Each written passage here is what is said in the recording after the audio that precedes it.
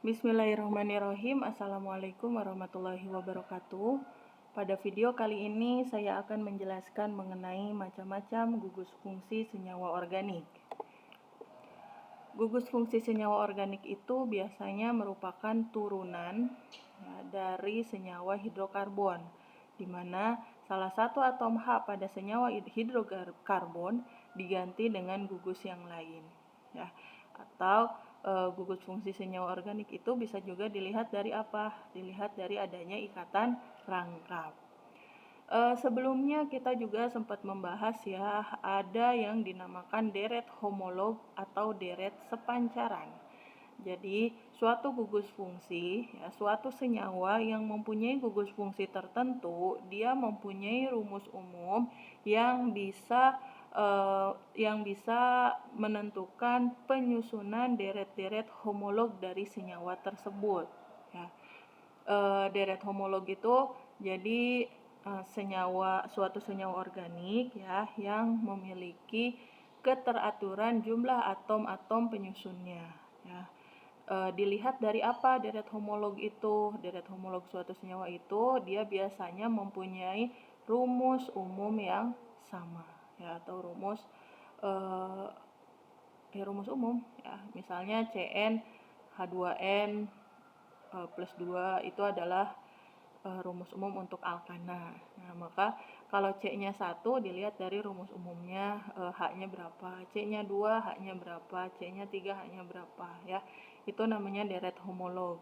Nah, deret homolog pada senyawa hidrokarbon seperti alkana, alkena, alkuna maupun turunannya, dia akan memiliki sifat yang mirip dan berubah secara teratur seiring dengan penambahan rantai karbonnya.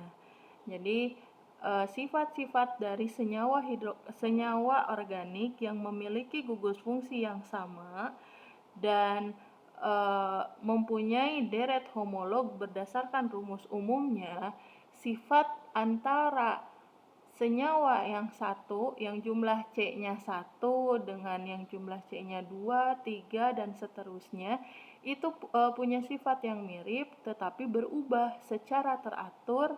Perubahannya itu teratur seiring dengan penambahan rantai atom karbonnya.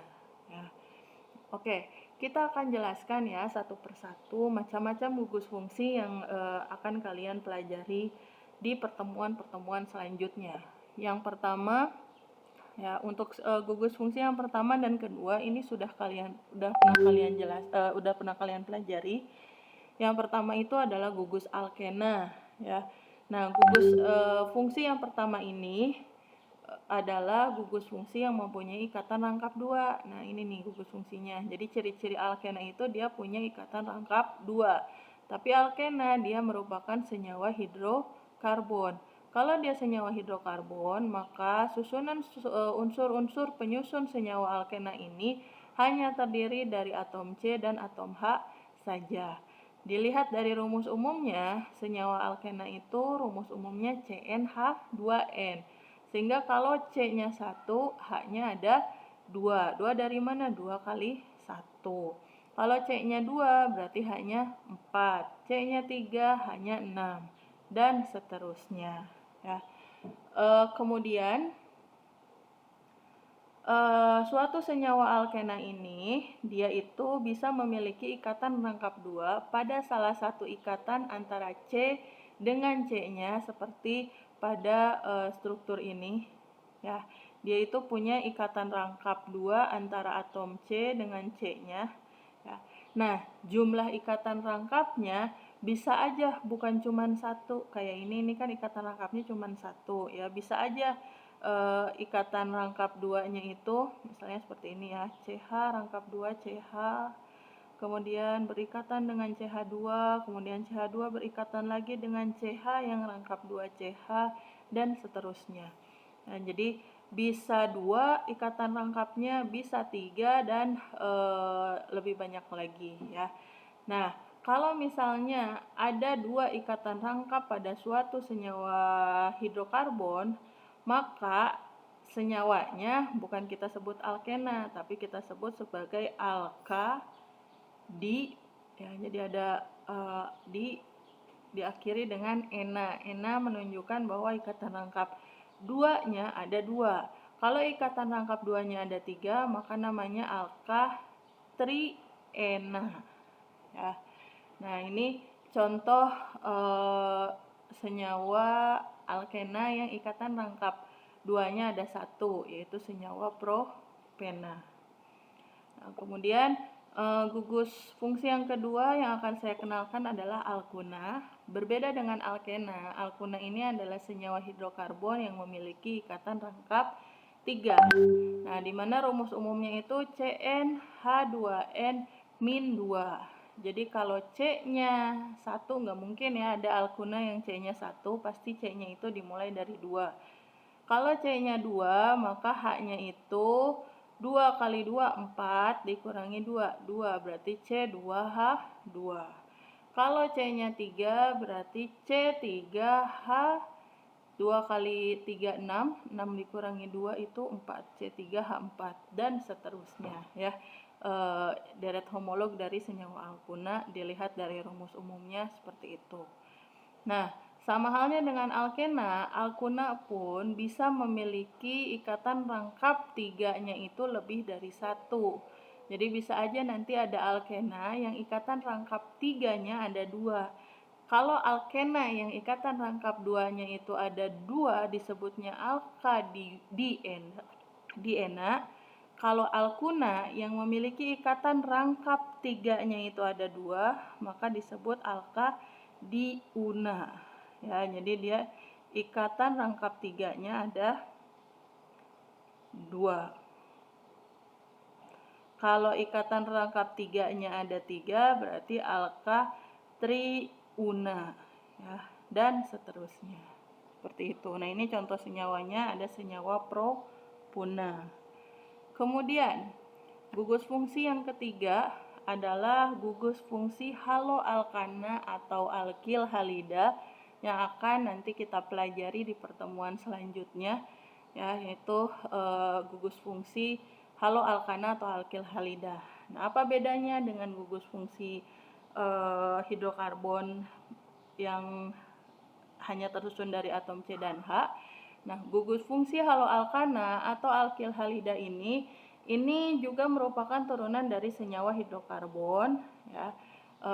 Turunan dari senyawa alkana, hidrokarbon alkana, di mana salah satu atom H pada senyawa alkananya itu digantikan dengan unsur halogen. Ya, ini rumus strukturnya. Jadi si alkananya itu salah satu atom H-nya digantikan dengan unsur halogen. Nah, unsur halogen itu adalah unsur-unsur yang ada pada golongan 7A. Ya. Nah, unsur halogennya itu tidak hanya satu atom H aja yang bisa digantikan oleh unsur halogen, bisa 2, bisa 3, bisa 4, bisa 5 dan seterusnya, ya, bisa banyak. Ya. Tapi kalau misalnya atom H yang digantikan oleh unsur halogennya itu cuma 1, maka rumus umumnya itu seperti ini. Ya, jadi kalau rumus umum alkana itu CnH2n+2, maka rumus umum dari haloalkana adalah CnH2n+1X. X-nya itu adalah suatu atom halida atau unsur halogen.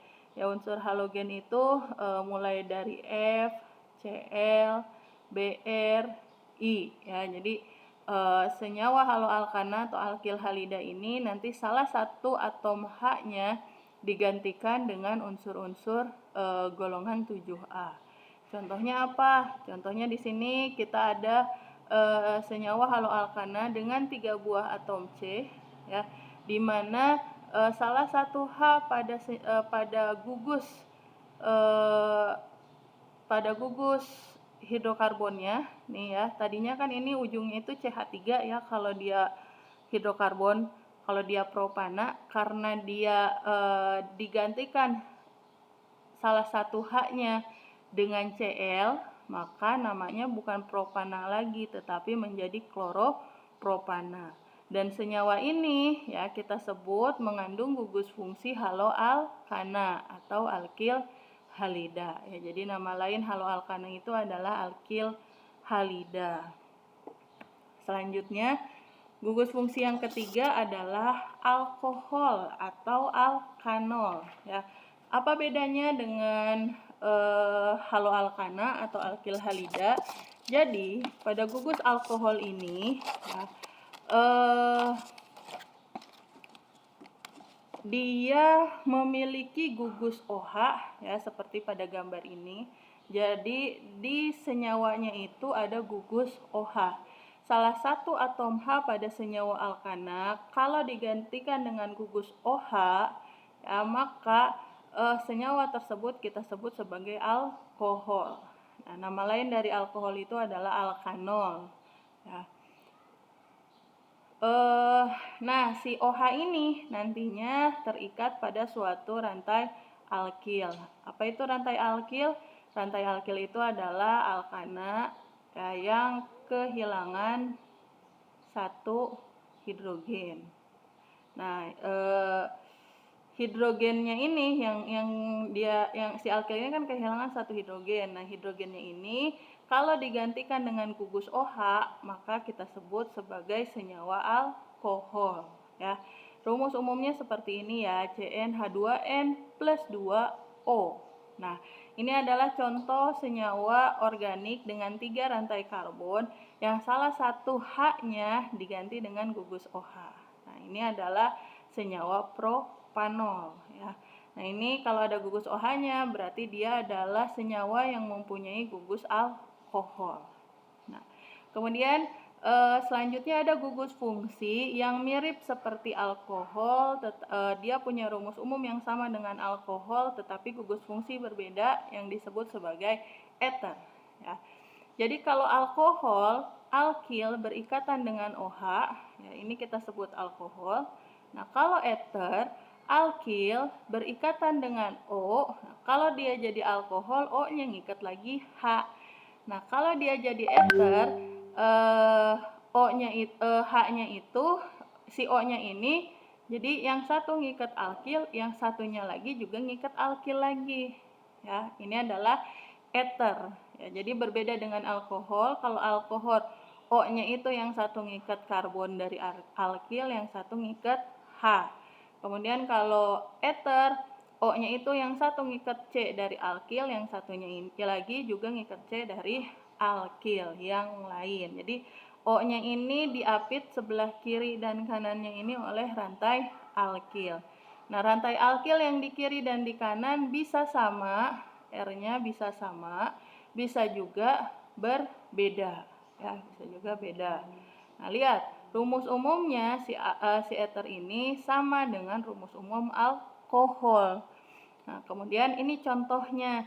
Nah, ini adalah contoh dari senyawa ether yang disebut metoksietana, ya, di mana gugus O-nya ini sebelah kirinya mengikat alkil atau R atau hidrokarbon yang rantai karbonnya ada 2 dan sebelah kanannya mengikat alkil yang memiliki satu atom karbon.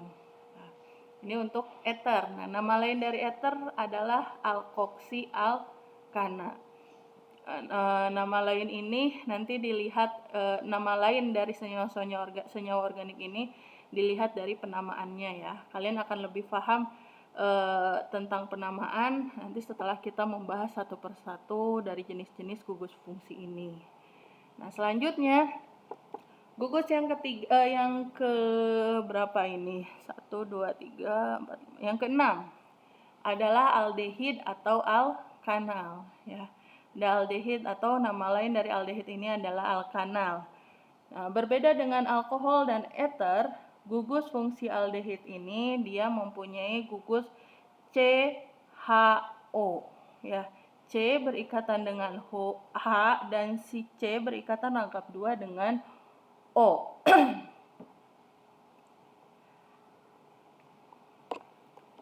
Jadi kalau misalnya dia suatu alkana ya, C itu kan punya 4 tangan.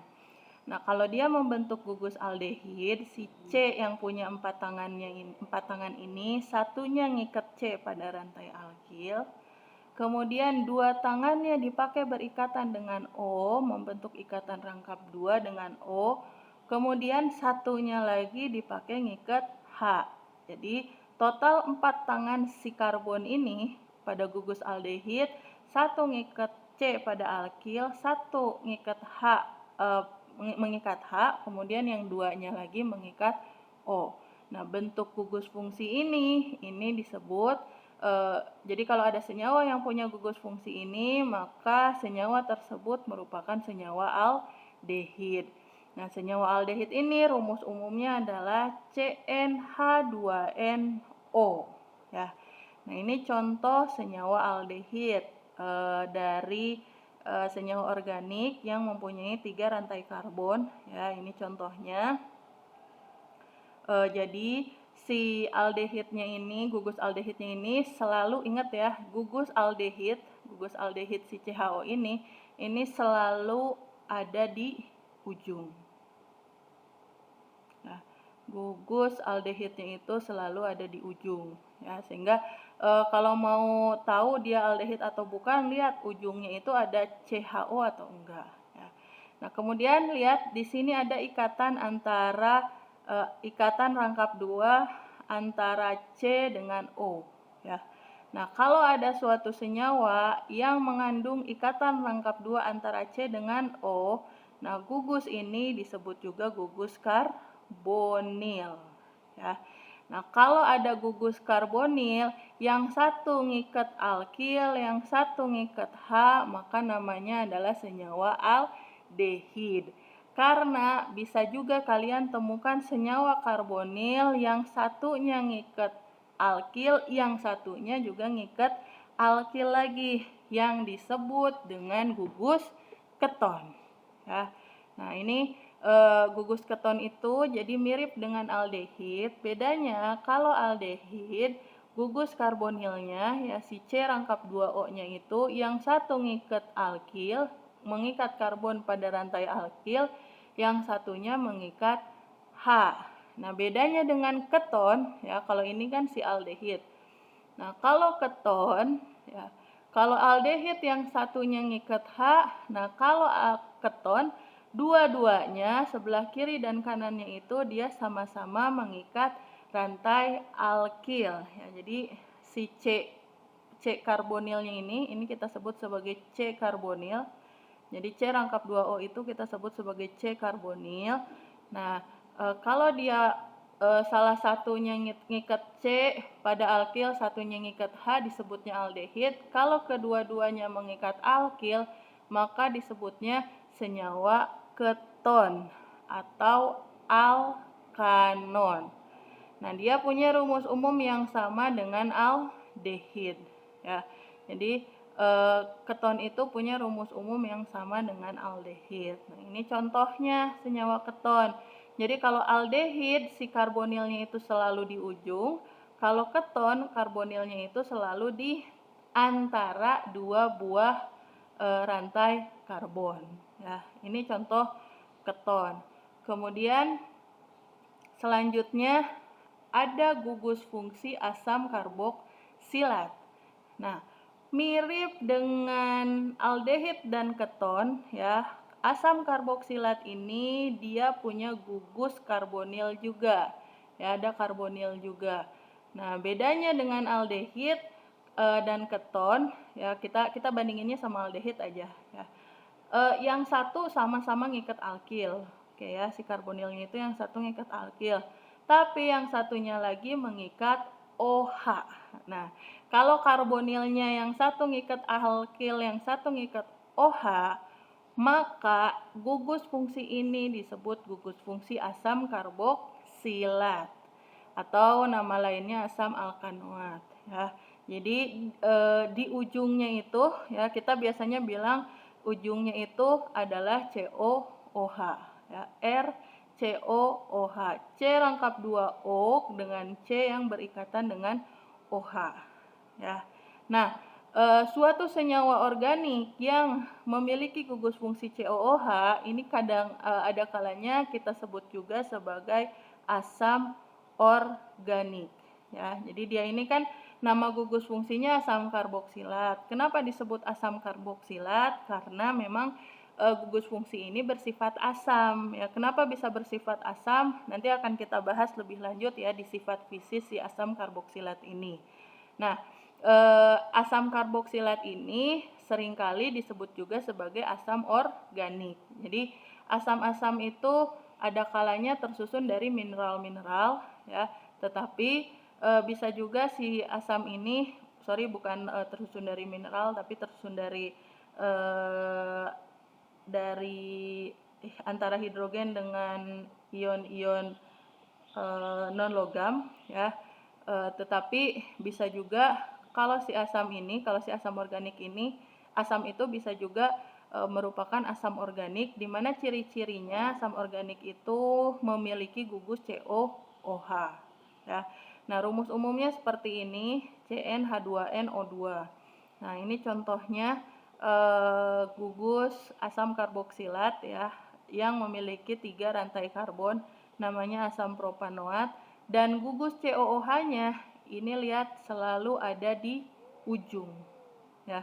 Sama seperti aldehid, gugusnya itu selalu ada di ujung. Asam karboksilat pun demikian, gugus COOH-nya selalu ada di ujung ya. Nah, berbeda dengan gugus fungsi terakhir yang memiliki rumus umum yang sama dengan asam karboksilat, yaitu ester ya. Jadi ester dia punya rumus umum yang sama dengan asam karboksilat, atau nama lain dari ester itu adalah alkil alkanoat. Jadi kalau asam karboksilat gugus fungsinya R, CO sama ya, ada karbonilnya. Nah, si karbonilnya ini yang satu mengikat alkil, yang satunya mengikat OH. Nah, kalau dia ester, maka H-nya ini digantikan dengan suatu gugus alkil yang lain ya. Jadi karbonil ya, yang satu ngikat R, yang satu ngikat O. Kalau dia jadi asam karboksilat, O-nya ngikat H. Nah, kalau dia jadi ester, O-nya mengikat R yang lain atau alkil yang lain.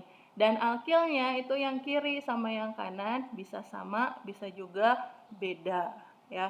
Sehingga kalau gugus asam karboksilat ini selalu ada di ujung, nah kalau gugus ester ini tidak di ujung ya, tapi di antara dua buah rantai alkil ya. Baik ester, baik asam karboksilat, keduanya sama-sama mempunyai gugus karbonil ya. Jadi yang punya gugus karbonil itu apa aja? Ada aldehid, ada keton, ada asam karboksilat, dan ada juga ester ya. Ini contoh senyawa ester atau alkil alkanoat yang mempunyai 3 atom karbon ya, yang rantai karbonnya ada 3 ya. Baik, demikian ya, kalian sudah mengenal macam-macam gugus fungsi. Nanti dari berbagai macam gugus fungsi ini kalian pahami, akan dibahas lebih lanjut mengenai tata nama, sifat fisik, sifat kimia, sintesis, identifikasi, dan kegunaannya di bab atau pertemuan-pertemuan selanjutnya. Terima kasih, semoga bisa dipahami. Assalamualaikum warahmatullahi wabarakatuh.